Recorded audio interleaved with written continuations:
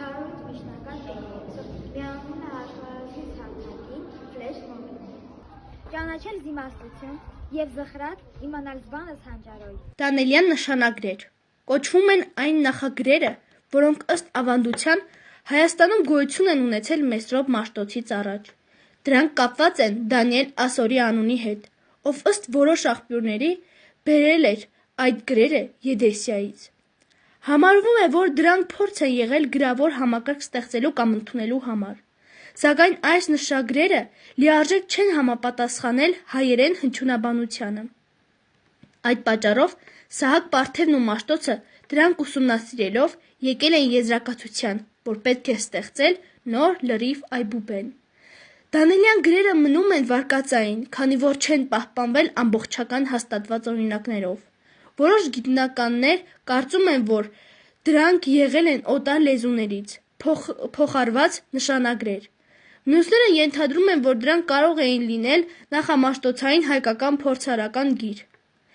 Ինչպես էլ լինի, դրանք մեծապես նպաստեցին հայ գրի ստեղծման անհրաժեշտության գիտակցմանը։ Այդպիսով Դանիել նշանագրերը պատմության մեջ պահպանվել են որպես անցումային։ Մեսրոպ Մաշտոցը ծնվել է 361 թվականին Հացեկաց գյուղում։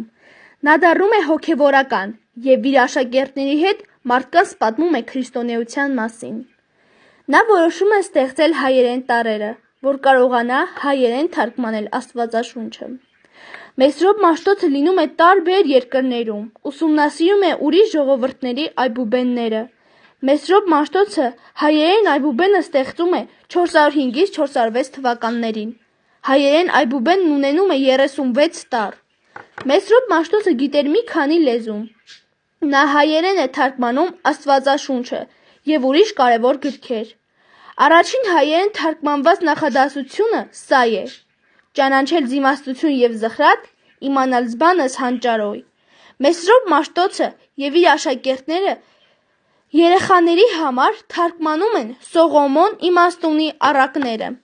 Հայոց այբուբենի ստեղծումից հետո եկեղեցիներում բացվում է դպրոցներ, որ մարդիկ իմանան հայերեն կարդալ և գրել։ Մեսրոպ Մաշտոցը մահացել է 440 թվականին, 81 տարեկանում։ Նրա գերեզմանը գտնվում է Օշական գյուղում։ Մեսրոպ Մաշտոցի անունով են կոչվում Մատենադարանը, Օշականի եկեղեցի, Մաշտոցի պողոտան և շատ դպրոցներ։ Մաշտոցի սխրանքի շնորհիվ մենք գրում և խոսում ենք հայերեն։ Մեսրոպ Մաշտոցի մահից հետո նրա դին իշխան Վահան Համատոնու ջանքերով տեղափոխվել և թաղվել է Օշականում։ Եվ 3 տարի անց իր գերեզմանի վրա կառուցվել է եկեղեցի։ Հայոց պատմության մեջ շատ կարևոր մշակութային դեր է հայոց գրերի ստեղծումը։ 405 թվականին երբ Ֆրանշապուհ արքայի և Սահակ Պարթևի հովանավորությամբ ստեղծվում են հայոց գրերը։ 4-րդ դարի վերջում մեծ ազգապահպան խնդիր էր դարձել գիր ու գրականություն ունենալը։ Եվ հենց այդ ժամանակ Մեսրոպ Մաշտոցը առաքելություն համարեց ստեղծել հայոց գրերը։ Նա վերցրեց իր աշակերտներին և միասին գնացին Ասորիքի ամիր երկիր և 405 թվականին Երուսաղեմում Մեսրոպ Մաշտոցը ստեղծում է հայոց գրերը։ Մեսրոպ Մաշտոցը հայոց գրերը ստեղծելուց հետո առաքելություն է համարում թարգմանել հենց առաջին Աստվածաշունչը, սկսելով Սաղմոնի առակներից։